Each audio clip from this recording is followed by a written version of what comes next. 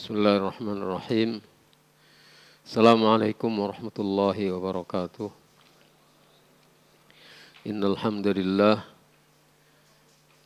nahmaduhu wa nasta'inuhu wa nastaghfiruh wa na'udzu billahi min shururi anfusina wa min sayyiati a'malina. May yahdihillahu fala mudilla lahu wa may yudlil fala hadiya lahu.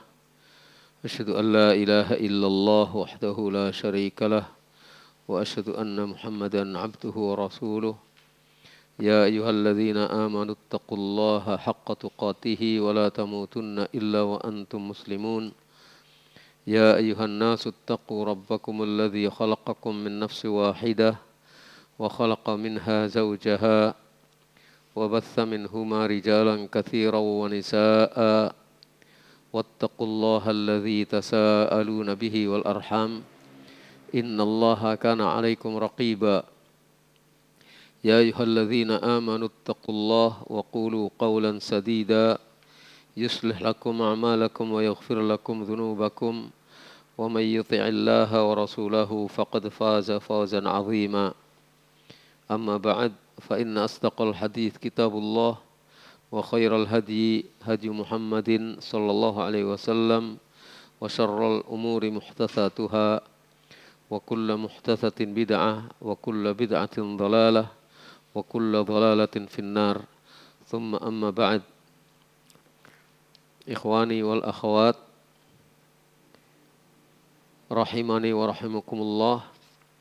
Kita lanjut membahas bersama-sama kitab atau kutaib risalah tentang bayan manhaji ahli sunnah fil amri bil ma'ruf wan nahyi 'anil munkar, yang merupakan bagian dari rencana kitab besar karya Syekh Ibrahim bin Amir Ar-Ruhaili hafizahullah, yaitu yang termuat dalam kitab Sabilur Rasyad fi taqrir masailil i'tiqad. Kita sedang membahas tentang maratib ingkaril munkar, tingkatan-tingkatan mengingkari kemungkaran, yaitu yang pertama mengingkari kemungkaran dengan tangan. Dan ini adalah peringkat pengingkaran yang paling pertama. Dan mengingkari kemungkaran dengan tangan itu wajib bagi orang yang memiliki kemampuan melakukan perubahan dengan tangan. Sudah kita jelaskan bahwa ada sebagian ulama berpendapat mengingkari pemungkaran itu merupakan wewenang dari para penguasa. Tapi ada sebagian ulama yang lain, dan ini yang dirojihkan oleh Syekh Ibrahim bin Amir Ar-Ruhaili hafizahullah, bahwa mengingkari kemungkaran itu bagi siapa saja yang mempunyai kemampuan, baik itu para penguasa ataupun yang bukan penguasa. Dan sudah kita jelaskan bahwa kemampuan yang dimaksudkan adalah kemampuan menurut syariat, bukan kemampuan menurut fisik, tapi kemampuan menurut syariat. Dan sudah kita jelaskan bagaimana pernyataan Al-Hafidh Ibnu Rajab Al-Hambali rahimahullah, bahwa mengingkari kemungkaran dengan hati itu adalah kewajiban bagi setiap muslim dalam segala keadaan. Adapun mengingkari dengan tangan dan lisan maka tergantung pada kemampuan. Sekali lagi, kemampuan yang dimaksudkan adalah kemampuan secara syar'i, menurut syariat. Kata Syekh Abdul Aziz Ibn Baz rahimahullah, fal inkar yakunu bil yad fi haqqi man istata'a dzalika. Mengingkari kemungkaran dengan tangan itu adalah haknya orang yang punya kemampuan untuk itu. Kaulatil umur wal hay'ah al-mukhtassah bidzalika fima ja'ala ilaiha.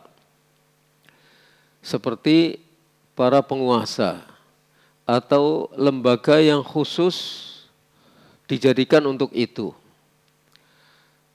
Wa ahlil hisbah fima ju'ila ilaihim. Demikian juga ahlul hisbah, petugas yang melakukan amar ma'ruf nahi mungkar yang khusus dijadikan sebagai petugas untuk itu.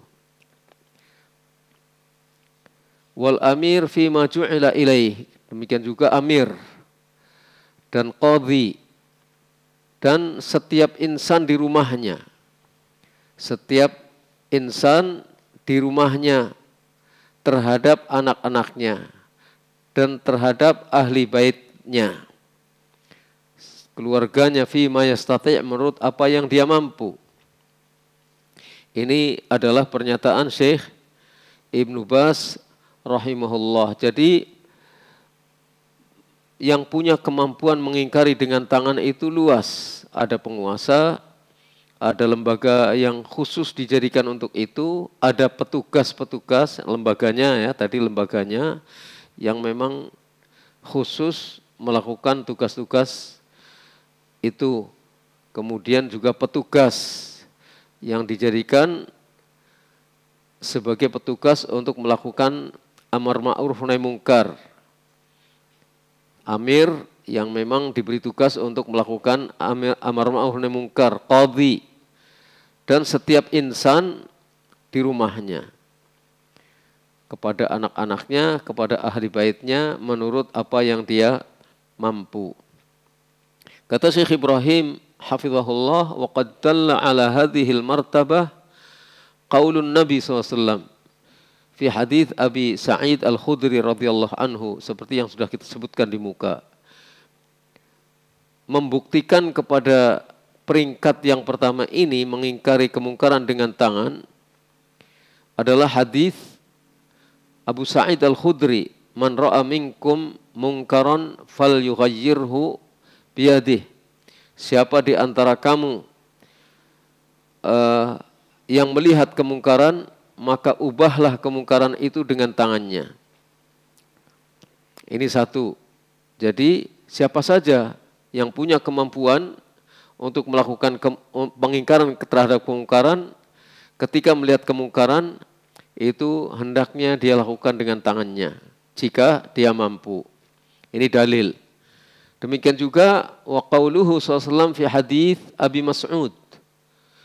Saya ulangi, fi hadits Ibnu Mas'ud radhiyallahu anhu, yang sudah kita baca hadisnya selengkap di muka, faman jahadahum biyadihi fahuwa mu'min. Begitu juga sabda Nabi SAW di dalam hadis Ibnu Mas'ud, di mana beliau bersabda, faman jahadahum biyadihi, dan maka barang siapa yang berjihad melawan mereka dengan tangannya, maka dia adalah mukmin. Jadi ini menunjukkan pengingkaran terhadap kemungkaran dengan tangan. Wal haditsani zahira ad-dalalah ala masyru'iyyati at-taghyir bil yad. Kedua hadis di atas jelas menunjukkan disyariatkannya mengubah kemungkaran dengan tangan. Wa qad ja'alahu Nabi sallallahu alaihi wasallam fi a'lal maratib. Nabi telah menjadikan pengingkaran dengan tangan ini di peringkat yang teratas. Jadi yang pertama kali beliau sabdakan, fal yughayyirhu biyadihi, maka ubah kemungkaran itu dengan tangannya. Thumma dzakara ba'dahu al-inkar bil lisan thumma bil qalb fi kila al-haditsain. Sudah itu Nabi SAW menyebutkan pengingkaran dengan lisan, kemudian dengan hati di dalam dua hadis yang kita sebutkan tadi. Jadi urut-urutannya seperti itu. Wa qad dallat an-nususu ala mubasharatil anbiya'i war rusuli lil inkar bil yad. banyak nas yang membuktikan para nabi dan para rasul langsung melakukan pengingkaran dengan tangan. Wahiyya minasyahwahid al-amaliyah lit-taghyir bil yad. Ini termasuk bukti-bukti secara amali untuk melakukan perubahan dengan tangan. Di antaranya adalah tahfim Ibrahim al-Khalil alaihi salatu wassalam lil asnam. Di antaranya adalah bagaimana Nabi Ibrahim Khalilullah alaihi salatu wassalam menghancurkan patung-patung dengan tangan beliau. Qala ta'ala, Allah Ta'ala berfirman menceritakan kisah ini. Faja'alahum judadha illa kabiran lahum la'allahum ilaihi yarji'un. Ini dalam surat Al-Anbiya ayat 58. Maka Ibrahim menjadikan patung-patung itu hancur, berkeping-keping kecuali yang paling besar. Kecuali patung yang paling besar, agar mereka mau kembali berpikir tentang patung besar ini. Mengapa patung-patung itu hancur dan hanya yang paling besar yang tidak dihancurkan oleh Ibrahim, supaya mereka berpikir, merujuk kepada peristiwa ini, apakah benar hatta patung yang paling besar bisa menghancurkan patung-patung yang lain. Ini adalah bentuk pengingkaran Nabi Ibrahim alaihi salatu wassalam waktu itu dengan tangan beliau yang mulia. Begitu juga ketika Nabi Musa alaihi salatu wassalam membakar patung anak sapi dan kemudian menjadikannya abu dan ditebarkan ke dalam lautan. Qala ta'ala wanzur ila ilahika alladzi dhalta alaihi akifa. Lihatlah wahai Samiri kepada Tuhan yang kamu sembah, yang senantiasa kamu terus menyembahnya. Lanuharriqannahu niscaya, sungguh kami akan membakarnya. Thumma lanansifannahu fil yammi nasfa, kemudian akan kami hamburkan abunya ke dalam lautan secara terserak. Ini dalam surat Thaha ayat 97. Ini juga satu bukti bagaimana Musa mengingkari kemungkaran dengan tangannya. Wa kasara Isa alaihi salatu wassalam lis-salib.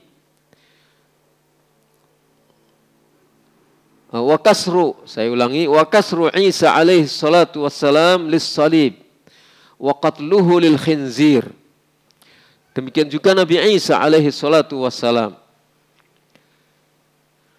ketika menghancurkan salib dan ketika membunuh babi inda nuzulihi fi akhir zaman, ketika Isa nanti di akhir zaman turun ke muka bumi.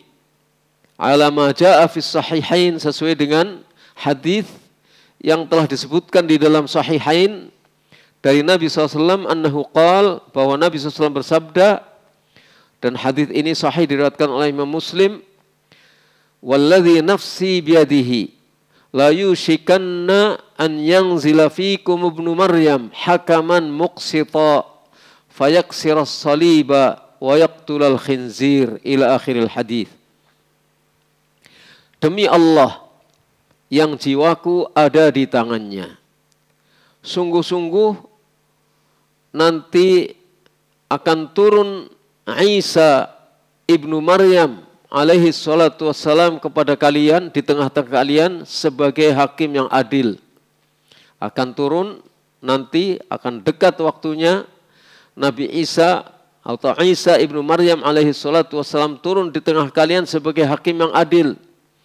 Lalu dia memecahkan, menghancurkan salib dan membunuh babi serta menumpahkan minuman keras khamr.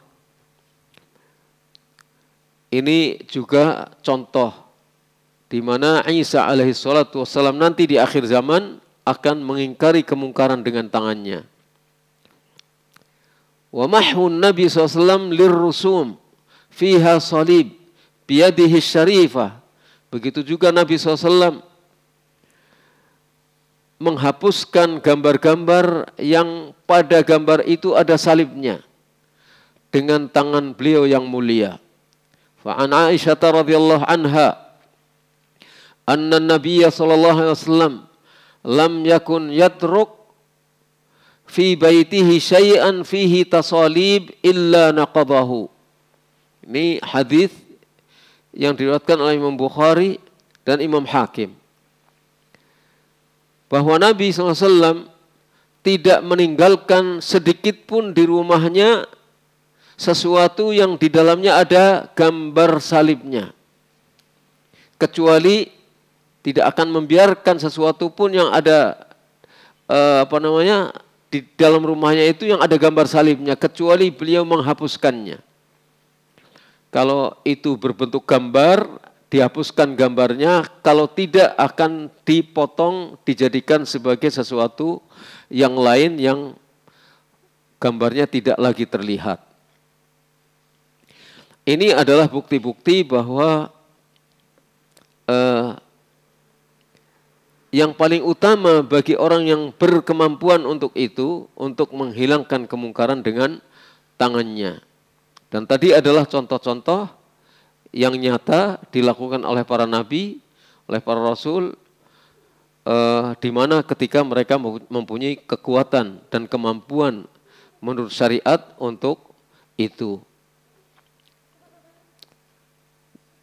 Intinya adalah jika seseorang punya kemampuan menurut syariat, termasuk bapak atau siapa saja yang punya kemampuan untuk itu, melakukan kemungkaran dengan melakukan pengingkaran terhadap kemungkaran dengan tangannya. Jadi tidak harus memukul, dan ada kalanya diperintahkan untuk memukul. Kata Rasulullah, kalau anaknya sudah umur 10 tahun tidak sholat, maka boleh memukul, dan itu adalah pengingkaran dengan tangan. Ini yang pertama. Peringkat yang kedua, al-martabatu tsaniyah al-inkar bil lisan, mengingkari kemungkaran dengan lisan. Qala hafizahullah, beliau penulis risalah ini hafizahullah mengatakan, wa yakunu ba'dal ajzi 'anil inkari bil yad. Kapan melakukan pengingkaran dengan lisan? Yaitu sesudah seseorang tidak mampu melakukan pengingkaran dengan tangan. Ketika seseorang tidak lagi atau tidak mempunyai kemampuan menurut syariat untuk melakukan pengingkaran dengan tangan, maka kewajiban selanjutnya dia melakukan pengingkaran dengan lisan. Kama jaa fi hadis Abi Sa'id Al-Khudri, sebagaimana disebutkan dalam hadis Abu Sa'id Al-Khudri yang sudah kita sebutkan hadisnya. Ini hadis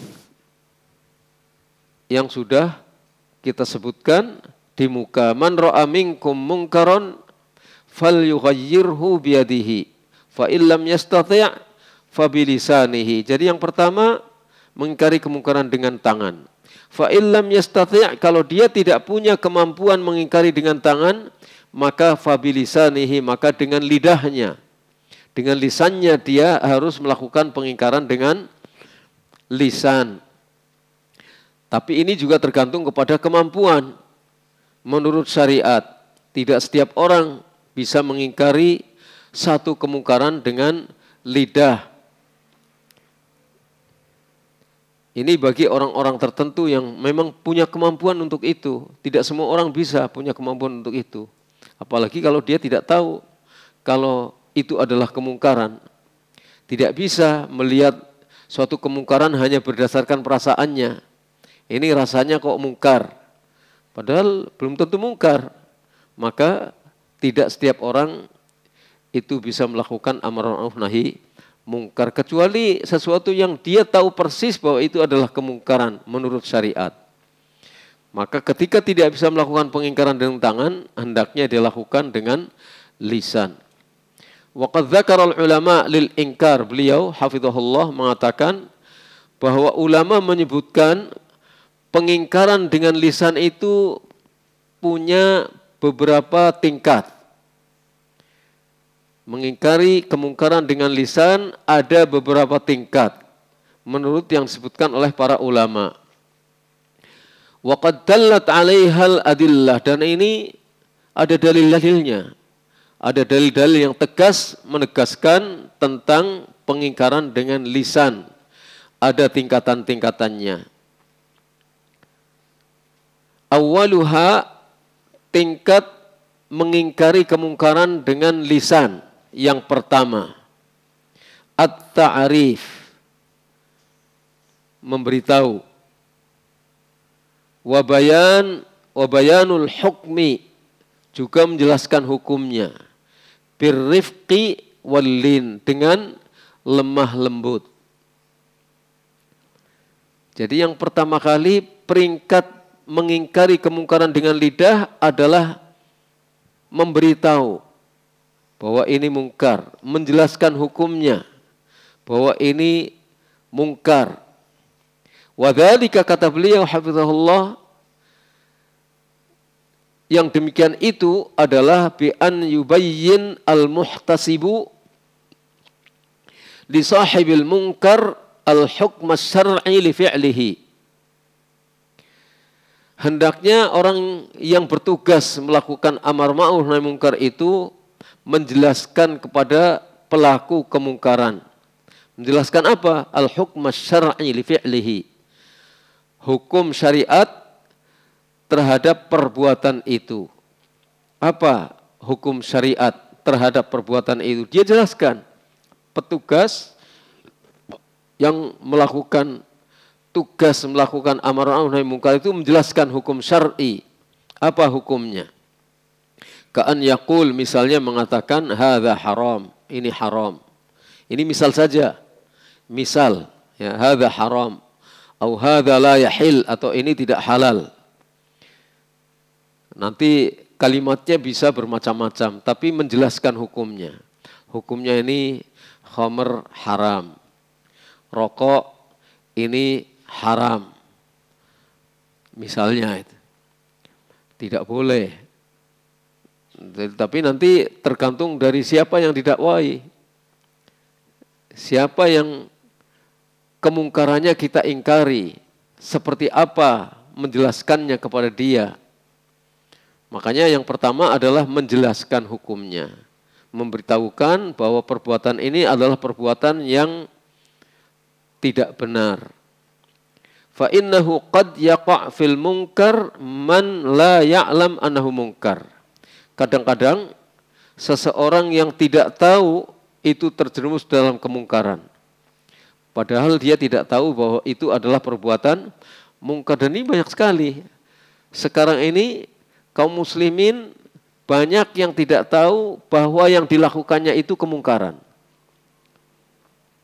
Maka dijelaskan hukumnya. Ketika seseorang melakukan kemungkaran, baik itu menyangkut masalah tauhid, masalah halal haram, atau yang lain-lainnya, perlu dijelaskan. Ketika seseorang melakukan kemungkaran, kita ingkari kemungkaran itu dengan memberitahu kepadanya. Yang seperti ini adalah syirik. Adalah syirik. Syirik itu adalah dosa yang tidak diampuni oleh Allah. Yang seperti ini haram. Dasarnya ini. Jadi dijelaskan hukumnya. Ini peringkat yang pertama. Dari mengingkari kemungkaran dengan lidah. Apa itu? Memberitahu dan menjelaskan hukumnya. Wa minas syawahid lidzalika minas sunnah. Di antara syawahid, di antara bukti dari sunnah tentang hal ini, yaitu ingkarun Nabi SAW ala Mu'adz ibni Jabalin radhiyallahu anhu. Pengingkaran Nabi SAW kepada Mu'adz ibnu Jabal radhiyallahu anhu. Mu'adz pernah melakukan satu kesalahan. Kapan? Lamma sajadalahu, ketika Mu'adz bersujud kepada Nabi. Saking ingin menghormatinya, ketika itu Mu'adz pernah melihat bagaimana orang-orang Nasrani di luar sana sujud kepada pendeta-pendetanya, kepada rahib-rahibnya, kepada uskup-uskupnya. Beliau merasa bahwa Nabi lebih layak untuk diperlakukan seperti itu daripada mereka. Maka Mu'adz pun melakukan itu, sujud kepada Nabi SAW. Faqala Rasulullah SAW, fala taf'alu. Jangan lakukan itu. Dan ini sabdanya umum. Fala taf'alu, jangan kalian lakukan ini. Artinya berlaku untuk Mu'adz dan kepada selain Mu'adz. Bersujud kepada manusia itu tidak boleh. La taf'alu hadza, jangan kalian lakukan ini. Fa inni law kuntu amiran ahadan an yasjuda li ghairillah la amartul mar'ata an tasjuda li zawjiha. Hadis ini adalah hadis yang sahih, disahihkan oleh Syekh Al-Albani di dalam As-Sahihah, diriwayatkan oleh Ibnu Majah, juga oleh Ahmad dan oleh Hakim, dan disebutkan oleh Al-Munziri di dalam At-Targhib, disahihkan oleh Syekh Al-Albani.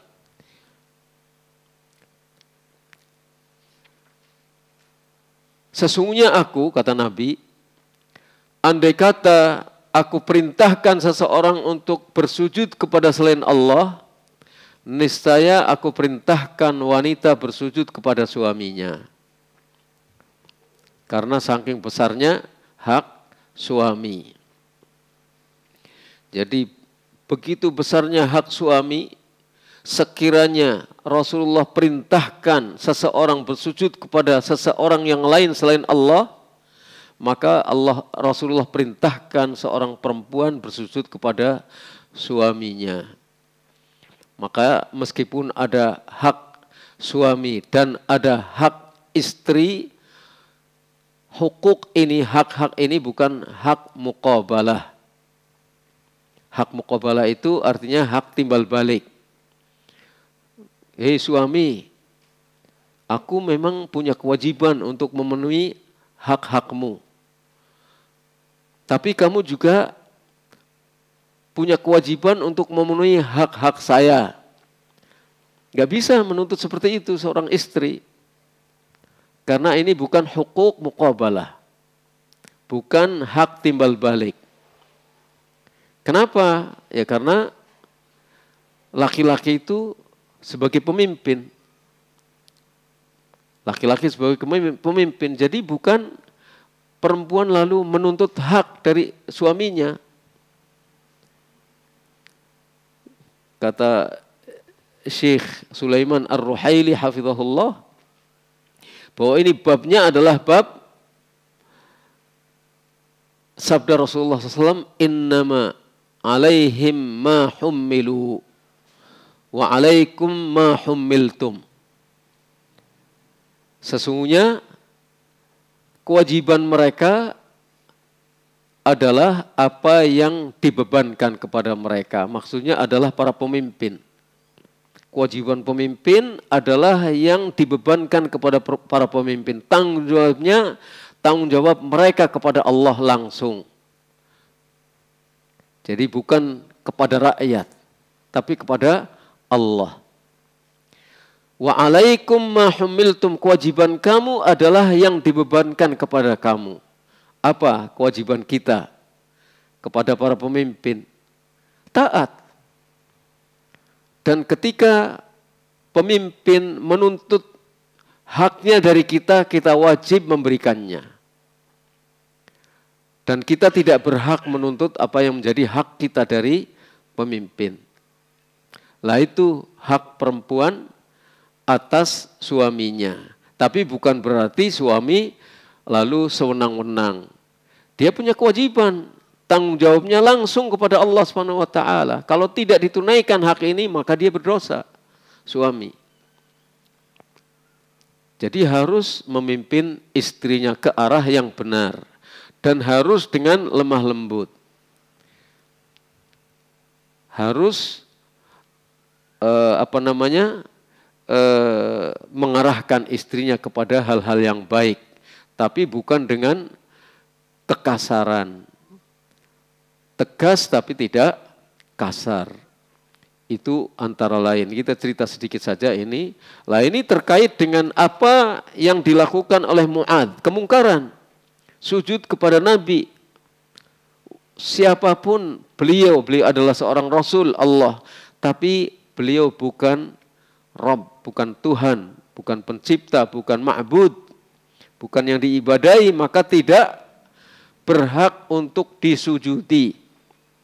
Ketika Mu'adz terlihat seperti ini, maka ditegur oleh Nabi. Fala taf'alu, jangan kalian lakukan ini. Itu adalah bukan dari ajaran Islam. Kalau saya perintahkan seseorang untuk bersujud kepada selain Allah, niscaya aku perintahkan perempuan bersujud kepada suaminya.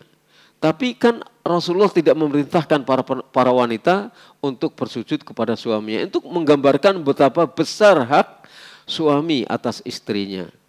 Bukan artinya Rasulullah memerintahkan wanita untuk sujud kepada suaminya. Jadi kalau misalnya ada seorang istri ingin mencium tangan suaminya, jangan bersujud. Angkat saja tangan suaminya, bukan dengan jidat menciumnya, tapi dengan hidung. Dengan hidung itu, bukan dengan jidat begini. Ini maknanya malah mungkin bisa sujud kepada tangan. Dengan hidung, mencium itu dengan hidung, bukan mencium itu dengan jidat.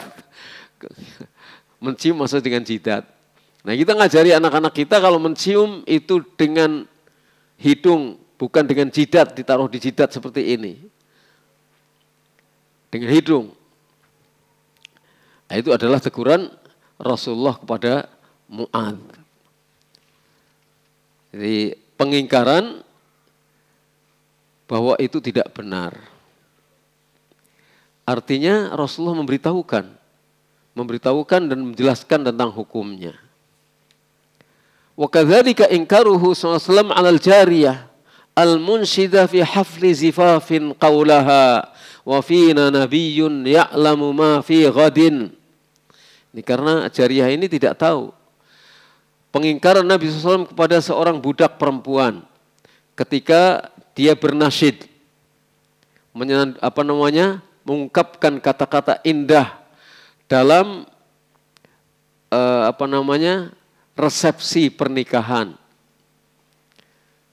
Ketika budak perempuan ini mengatakan, di tengah kami ada Nabi yang mengetahui apa yang terjadi esok hari. Faqala Rasulullah SAW ta'i hadhihi. Kata Rasulullah SAW, tinggalkan ini. Ini enggak benar ini, tinggalkan. Enggak boleh mengatakan seperti itu. Wa quli billadzi kunti taqulin. Berkatalah seperti yang biasa engkau katakan. Maksudnya jangan melebih-lebihkan. Katakan kata-kata yang biasa yang tidak ada unsur berlebih-lebihan seperti itu. Rasulullah menjelaskan. Tapi dengan lemah lembut. Tidak dengan mencela, tidak dengan mencerca. Kepada Mu'adz, Rasulullah tidak mencerca. Kepada budak perempuan ini, Rasulullah tidak mencerca, tidak menegur dengan teguran keras, menjelaskan saja. Jangan lakukan itu.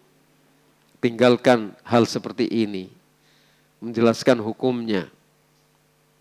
Katakanlah dengan kata-kata yang biasa, yang tidak mengandung unsur ghulu. Wa kadzalika inkaruhu 'alal a'rabi alladzi bala fil masjid ma'at taraffuqi bihi wa ta'limuhu. Demikian juga pengingkaran Nabi SAW kepada seorang badui, orang pedalaman, di dalam tapi terbuka karena dia tidak ada hutan pohon. Jadi orang Badui yang hidupnya nomaden. Ketika Badui Arab ini kencing di masjid, Nabi mengingkari Badui ini dengan lemah lembut dan memberikan pengajaran kepadanya, ngajari dia, memberitahu kepada dia, tidak menegur dengan keras. Ketika para sahabat marah, ingin menghentikan kencingnya orang Badui ini, faqala Rasulullah SAW, la tuzrimu, jangan hentikan kencingnya. Da'uh, biarkan dia. Coba ada yang seperti itu. Bagaimana Rasulullah SAW menegur, mengingkari kemungkaran. Justru mengatakan la tuzrimu. Jangan cegah kencingnya, biarkan dia. Fatarakuhu, maka para sahabat membiarkan Badui ini meneruskan kencingnya hatta bala, sampai tuntas kencingnya. Sampai selesai kencingnya di masjid. Subhanallah. Thumma inna Rasulullah SAW da'ahu, kemudian Rasulullah memanggil si Badui ini. Thumma qala lahu, lalu beliau bersabda kepadanya. Ini dalam hadis yang diriwayatkan oleh Bukhari Muslim. Inna hadhil masajida la tasluhu li syai'in min hadzal baul walal qadar. Innama hiya li dzikrillahi azza wa jalla was salati wa qiraatil Qur'an. Sesungguhnya dijelaskan setelah selesai tuntas, Rasulullah memerintahkan para sahabat untuk mengambil satu ember, satu timba air lalu disiramkan ke kencingnya. Artinya di tempat yang dikencingi oleh Badui ini.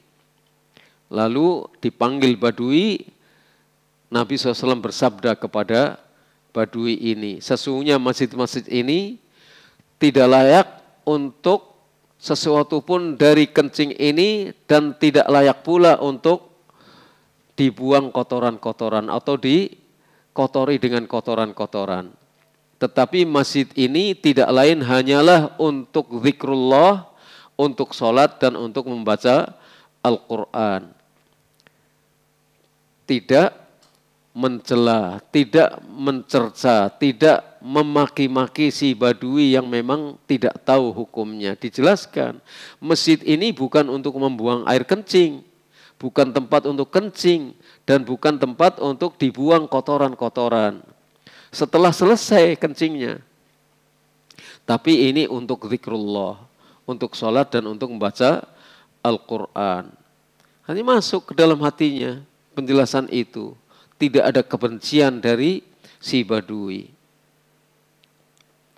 Faqad angkara Nabi SAW fi hadhil ahadithi al-mukhalafati bi bayanil hukmi fiha wan nahyi anha ma'ar rifqi bil mukhalif wa adami ta'nibihi wal igladhi ilaih. Sesungguhnya di dalam hadis-hadis ini Rasulullah SAW mengingkari penyimpangan-penyimpangan, kesalahan-kesalahan dengan menjelaskan hukumnya dan dengan mencegahnya, tapi dilakukan dengan lemah lembut kepada orang yang melakukan kesalahan. Tidak menegurnya dengan cercaan dan tidak menegurnya dengan keras. Ini peringkat yang pertama.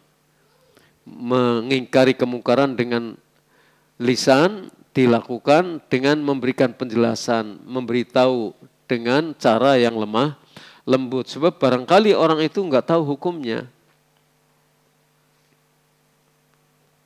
Dijelaskan, ini dalam ayat minum khamr, judi itu akan melalaikan.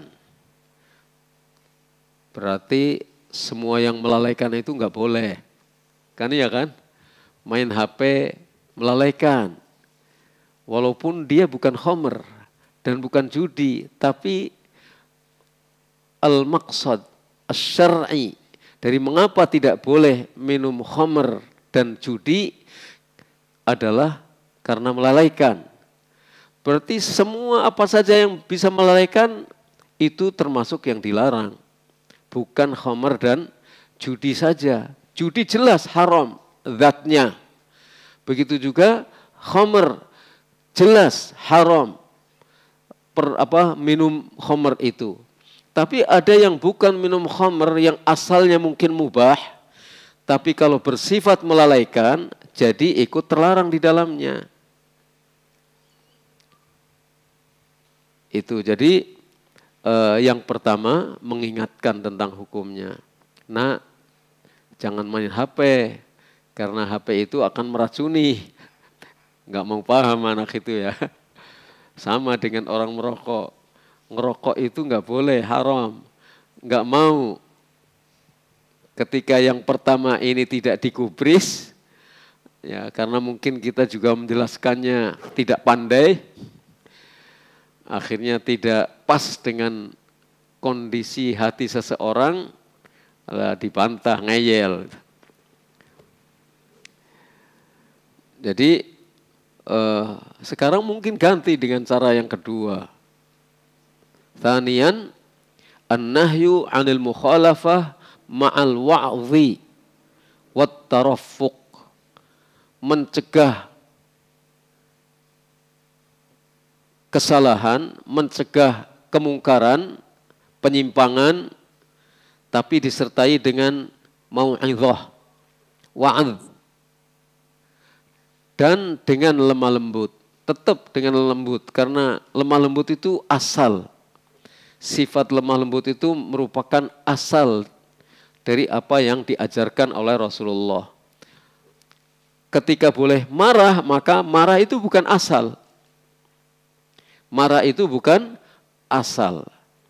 Keras itu bukan asal. Asalnya lemah lembut. Tapi kadang-kadang memang perlu mengingatkan dengan keras. Tapi asalnya adalah lemah lembut.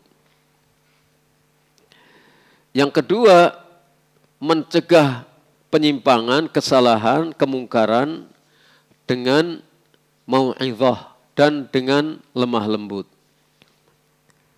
Wa dzalika binahyil mukhalif 'anil mukhalafati ma'a wa'dhihi liyakuna ad'a listijabatihi, yaitu dengan mencegah orang yang berbuat salah dari kesalahannya dengan cara memberikan mau'izah supaya lebih kena, supaya lebih mengena cara itu. Yang dimaksudkan dengan wa'adz, mau'izah di sini adalah tadzkir, huwa tadzkir bil khair, mengingatkan kepada kebaikan. Mengingatkan kepada kebaikan, makrunan yang dibarengi dengan bima yuraqiq al-qalba, dibarengi dengan sesuatu yang bisa melembutkan hati. Jadi ada peringatan. Jadi mau'izah itu intinya adalah nasihat tapi peringatan yang bisa melembutkan hati. Habis adzan terus gimana? Lanjut. Baik. Fadhol, adzan.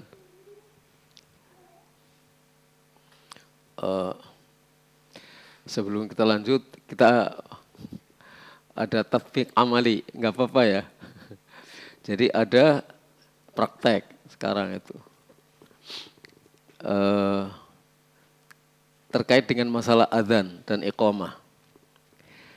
Adzan disunahkan ketika adzan meletakkan jari di telinga.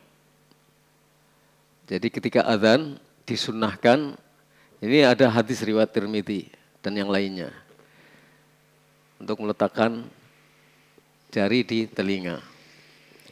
Ketika iqamah tidak meletakkannya, seperti ini biasa. Wallahu a'lam bishawab. Kita lanjut pada ketika Nabi melarang seseorang yang melakukan kesalahan dengan nasihat, dengan peringatan yang bisa melembutkan hati. Wa minas syawahid lidzalika minas sunnah, di antara dalil dari sunnah terhadap yang demikian itu adalah ma akhrajahu Muslim min hadits Abi Mas'ud Al-Badri radhiyallahu anhu annahu kana yadribu ghulaman lahu bisautin fara'ahu Nabi SAW faqala lahu i'lam Aba Mas'ud annallaha aqtaru alayka minka ala hadzal ghulam qala faqultu la adribu mamlukan ba'dahu abada. Ini hadis sahih riwayat Muslim. Dari hadis Abu Mas'ud Al-Badri, beliau radhiyallahu anhu pernah memukul budaknya dengan cambuk, dicambuk budaknya. Nabi melihat, Nabi SAW melihat, lalu Nabi memperingatkannya, memberikan mau'izah, wa'ad yang melembutkan hatinya. Lalu beliau bersabda, i'lam Aba Mas'ud, ketahuilah wahai Abu Mas'ud, sesungguhnya Allah itu lebih mampu untuk memberikan siksaan kepadamu, lebih mampu memberikan siksaan kepadamu daripada kamu ketika menyiksa budakmu. Ini nasihat sekaligus mengingatkan supaya hatinya teringat akan kelakuannya yang kejam, sadis. Diingatkan oleh Nabi dan melembutkan hatinya. Lalu beliau radhiyallahu anhu mengatakan, perawi mengatakan, saya berkata sesudah itu saya tidak pernah memukul lagi seorang budak pun selamanya. Itu sahabat diingatkan sekali, sadar dan menjadi tergugah hatinya, menjadi lembut hatinya. Ini kita bisa praktekkan ketika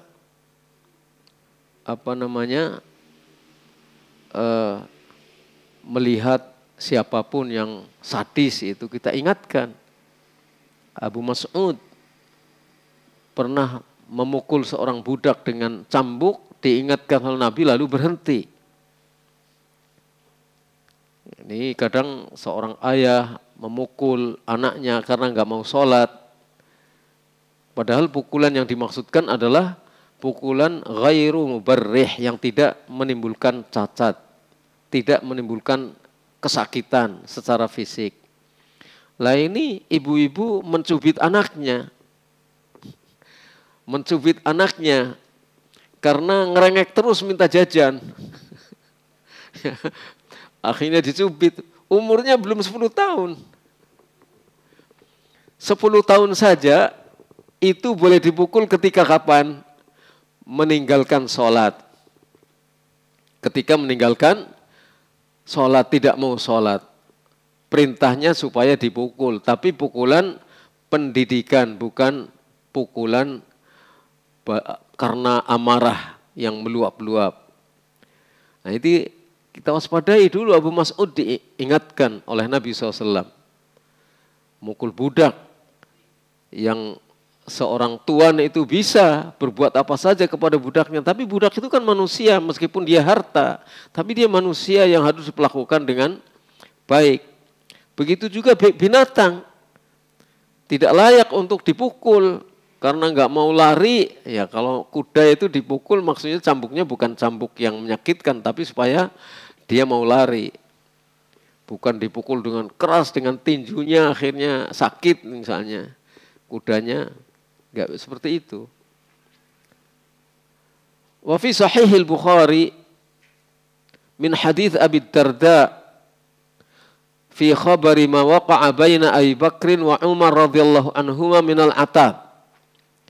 Di dalam hadis Sahih Bukhari dan juga diriwayatkan oleh Imam Hakim dari hadis Abu Darda yang berkaitan dengan berita apa yang terjadi antara Abu Bakar dan Umar. Pernah terjadi obrolan antara Abu Bakar dan Umar. Akhirnya mungkin semakin seru obrolannya, menjadikan Umar marah. Ya, setelah menjadikan Umar marah, Abu Bakar nyesel, minta maaf pada Umar bin Khattab radhiyallahu anhu. Tapi Umar sudah terlanjur marah. Lalu dikejar oleh Abu Bakar, minta maaf. Enggak dikasih maaf oleh Umar bin Khattab radhiyallahu anhu. Menutup pintu keras itu di hadapan Abu Bakar. Terus Abu Bakar terkopoh-kopoh menuju ke Nabi sampai bajunya itu dising-singkan, lututnya kelihatan. Abu Darda cerita kalau kemudian Abu Bakar lapor tentang itu, saya ada masalah dengan Umar, saya sudah minta maaf sama Umar nggak mau ngasih maaf sama saya. Kata Rasulullah SAW, yaghfirukallah, atau kama qala Rasulullah, Allah mengampuni kamu sampai 3 kali. Allah mengampuni kamu, Allah mengampuni kamu, Allah mengampuni kamu. Ini menunjukkan bahwa Abu Bakar punya kedudukan khusus di hati Nabi SAW. Lalu Umar nyesel. Umar nyesel. Lalu cari ke rumahnya Abu Bakar. Ternyata nggak ada Abu Bakar karena sedang menghadap Rasulullah SAW. Lalu Umar mendatangi Rasulullah SAW, melapor peristiwa itu. Nyesel saya Rasulullah, seharusnya. Tapi Rasulullah SAW bersabda, innallaha ba'athani ilaikum faqultum kadzabta. Sesungguhnya Allah telah mengutusku untuk kalian semuanya, tapi kalian semuanya berkata, kamu dusta hai Rasulullah, hai Muhammad. Dulu ketika aku diutus oleh Allah, saya sampaikan ini kepada kalian, kebanyakan orang mengatakan dusta engkau, hai Muhammad. Tapi Abu Bakar beda, wa qala Abu Bakar sadaqta.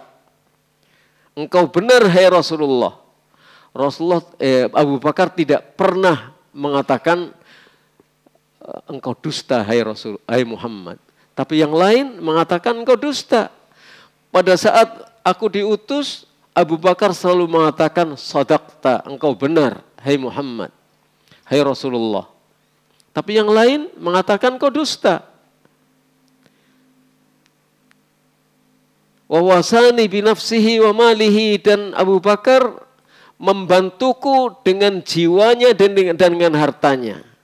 Sampai ketika hijrah menemani Nabi SAW di Gua Hira mendapatkan bahaya, selalu membelaku dengan jiwanya dan dengan hartanya. Fahal antum tariku li sahibi. Lalu apakah kalian meninggalkan sahabatku ini? Abu Bakar yang selalu membenarkan apa yang aku katakan. Lalu kalian ingin meninggalkan sahabatku ini. Artinya beliau marah kepada Umar bin Khattab radhiyallahu anhu. Kalau Abu Bakar minta maaf, seharusnya kamu maafkan. Jadi ini menunjukkan teguran Rasulullah kepada Abu Bakar. Ma yuraqqiq qalbahu, kepada Umar. Ma yuraqqiq qalbahu, yang menjadikan hati Umar lembut. Fama udhiya ba'daha, sesudah itu Abu Bakar tidak pernah disakiti oleh siapapun di antara sahabat Nabi SAW. Umar tidak pernah lagi menyakiti Abu Bakar. Abu Bakar sampai berlutut di hadapan Nabi SAW. Ya Rasulullah, ketika melihat kasihan kepada Umar ini dimarahi oleh Rasulullah. Ya Rasulullah, saya yang salah. Karena awalnya saya yang salah, dia yang membuat Umar marah.